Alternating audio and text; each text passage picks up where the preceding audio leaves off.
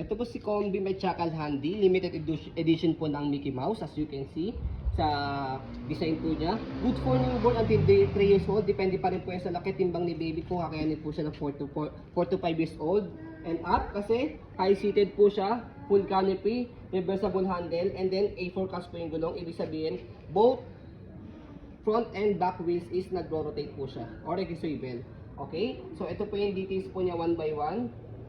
So ito po yung canopy niya, wala pong faded, walang discoloration. Ito yung loob ng peekaboo. Ito po yung kabilang side.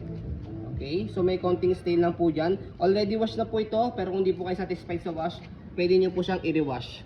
Okay, so kapag i-load siya, pwedeng kalahati. Ayan, pwedeng full. Okay, seating pad po niya, ayan. So 5 harness, safe na safe si baby, wala po yung putol. Heavy duty po yung lock niya.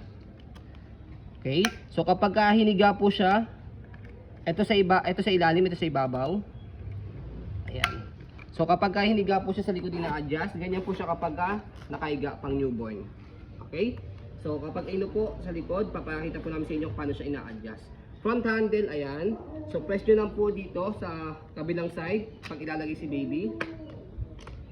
Pag ipapasok, ayan, wala na kayo mapipindutin, salpak nyo lang po siya. Okay? So regarding naman po sa footrest niya, ayan po yung footrest niya. Dito po nilalagay po yung paa ni baby.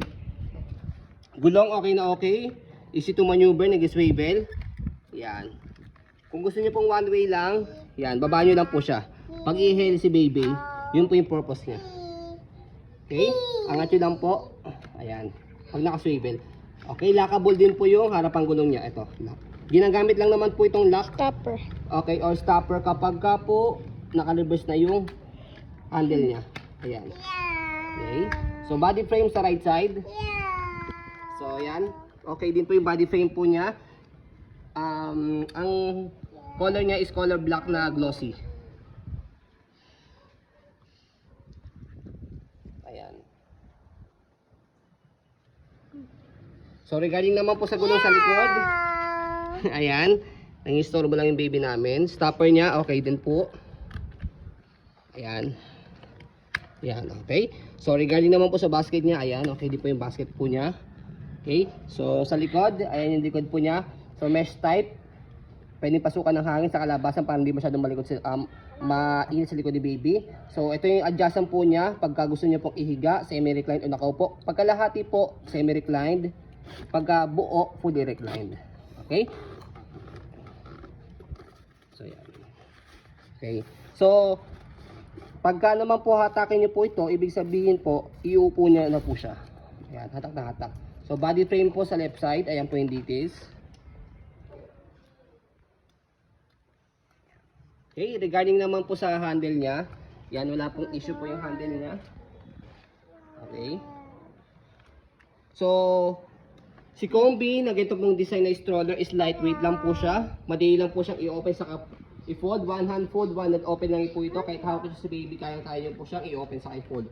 So ito po yung sample. So slide nyo lang po siya and then press. Kasi pag hindi nyo ni-slide, yan. Pag hindi nyo ni-slide is nakalock to. Okay, so dito po muna tayo sa pag-reverse. Pag ni-reverse po natin po ito, dito po siya inaangat tapos shoot nyo po rito.